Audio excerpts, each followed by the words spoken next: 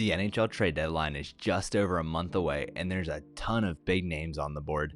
And in this video, I want to talk it over and tell you who I think is going to get traded and who the biggest trade targets are for this year's trade deadline, because there's a lot. We just saw Elias Lindholm get traded, and I think we're going to see some of his former teammates also get traded. So let's start in Calgary. So starting off in Calgary, we have Chris Tanev. He's been the biggest trade target in recent talks, and we've seen the Maple Leafs and other teams show interest in him. He's older, but he's a very reliable shut-it-down defenseman, and I think a lot of teams are going to be calling for his services. Another player from the Flames that a lot of people are calling on right now is Noah Hanifin. He's a UFA soon, and I think that's scaring the Calgary Flames from trying to sign him, because I don't think he wants to be a Calgary Flame for very long. So I think they're going to try and recoup some assets so he doesn't just walk away in free agency. The third player from the Calgary Flames that could potentially get traded is Jacob Markstrom. Now, they have come out and said that they're not outright trying to trade him, and it would take a very tough offer to get him away from the Flames, but it could be done. We could see the New Jersey Devils take a wild swing, or maybe even the Edmonton Oilers. That would be crazy considering that they're in the Battle of Alberta, but hey, I've seen crazier things happen. Swinging over to the other part of Canada, let's swing over to Montreal and talk about Sean Monahan and how he's a UFA at the end of this season, and a lot of teams have also been apparently calling about his services. He was a little bit disappointing in his final years in Calgary, but since he's gone to Montreal, he's exceeded expectations, and a lot of people think that he's going to net them a first-round pick this year at the trade deadline, especially if they retain. Another player from the Canadiens that could potentially get traded here is Jake Allen. A lot of teams need goaltending, and Jake Allen's been pretty solid since he went up to Montreal. The thing about him is he still has another year left on his contract, so that makes him even more valuable for teams trading for him. This one came as sort of a surprise to me, but the other day it was announced that the New York Rangers are going to be trying to shop Kaapo Kakko to try and get some return back for this year's trade deadline, especially after Filipino went down. They need somebody that can help them now, and the way Kakko's developing, it doesn't really seem like he's going to be the short-term fix to what they need. So they're going to try and move him and potentially get another big piece that could helpfully bolster their forward core, and they give them an even stronger lineup heading into the playoffs, because they're basically already a lock for the playoffs. They've been an amazing team this year. Now it's just a matter of turning up a couple different things on the lineup, and hopefully it'll all click and they'll be an even better team coming out of the deadline. Talking about this one kind of hurts because I'm a Penguins fan, but Jake Guentzel is getting a lot of trade interest, and we could see him be traded here soon. Now, personally, I don't think he's going to get traded. Maybe that's just me hitting myself with copium, trying to prepare myself for when he does ultimately get traded, but I don't see him getting traded. I don't see Kyle Dubas going ahead and trading him off, because if he does, that's going to make Sidney Crosby mad, and that's something that I don't think the Penguins want to go down. Now, I do see the point that they're making though. Apparently today it came out that he rejected an 8.5 by 8 offer, and that's a ton of money, and I don't know how much higher you would go on a player like Jake Guentzel. He is amazing, he is very good, but I don't know if he should be getting 11.5 million that he'll probably get on the open market. If that's what it comes down to, I hope the Penguins are at least able to recoup some assets for him here, and they're able to trade him off and get some good pieces to try and help them win now, because that's just the mode they're already in. The next player up was one of the more shocking additions that I added to this list, but apparently Jacob Chikrin's been adding a bunch of trade attention to himself, and it seems like he could potentially be on the move again after just being acquired by the Ottawa Senators at last year's trade deadline. Now, I think whatever team would trade for him would get a very amazing player, and I could see him being moved. I don't know what's going on in Ottawa right now. They were supposed to be better this year, and it just ultimately hasn't panned out. So I could see a player like him wanting out, but obviously I don't know. That's something that they'll keep behind closed doors. He did just come out the other day and said that he wanted to be in Ottawa for a long time, but at the same time, what would a player in his position do? He doesn't really have much of a choice other than to come out and say that.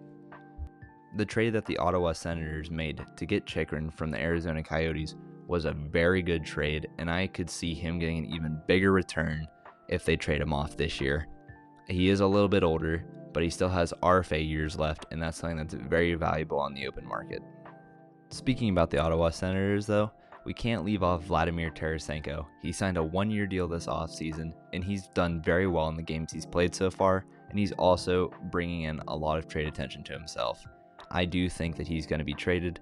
There's no point for Ottawa to hold on to him. They're not making the playoffs, and I highly doubt that they'll re-sign him. He's been very good for them, and he will have a lot of trade value, and I think that's something that's going to be very valuable for the Ottawa Senators and something that they're not going to be able to pass up. This next one's near and dear to my heart because I absolutely love the player, but I do think we see Marc-Andre Fleury moved again at this year's trade deadline.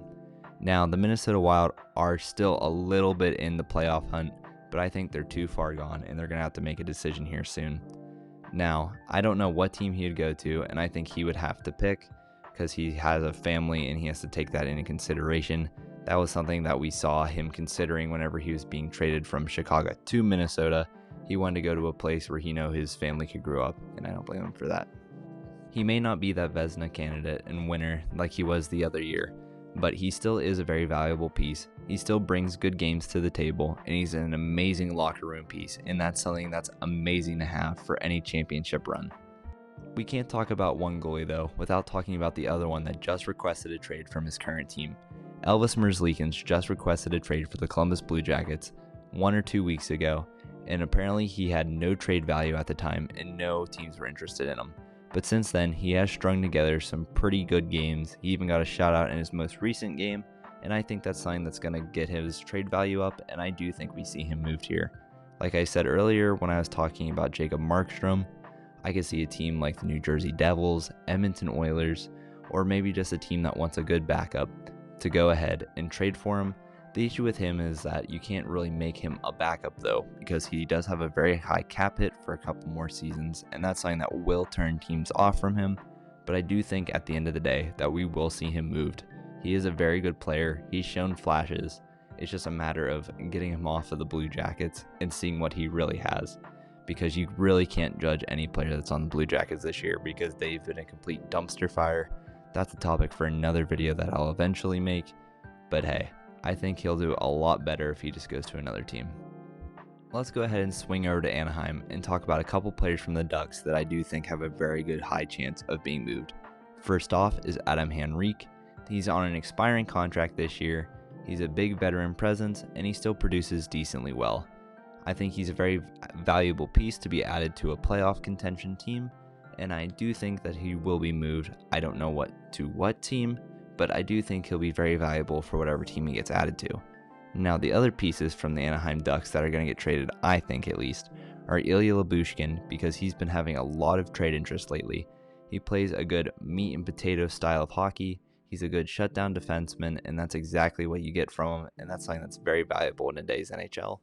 And the other player is the big fish, and that's Trevor Zegras. It came out in the last month that apparently he was being shopped a little bit by the Anaheim Ducks, and I think that's something that could be followed up on here soon, and we could see a big splash trade here at the trade deadline. I think him going to a team like Montreal or maybe even Columbus would make a lot of sense, but I think only time will tell, because in terms of that, I don't even know what a trade would be for him. He's a very good young player. I think people overrate him just a little bit for the amount he's shown he can produce in the NHL, but he is very skillful, and that's something that shouldn't be taken for granted. Those are all the big names that I wanted to talk about off the TSN trade bait board and any other rumors that I've heard personally over the past little bit. If there's any big name players that you think I missed, go ahead and let me know in the comments below. And if you made it this far into the video, thank you so much for watching. Go ahead and drop a like for me. It helps get me into the algorithm and it really helps me out. Thank you so much for everything, and I'll see you in the next one.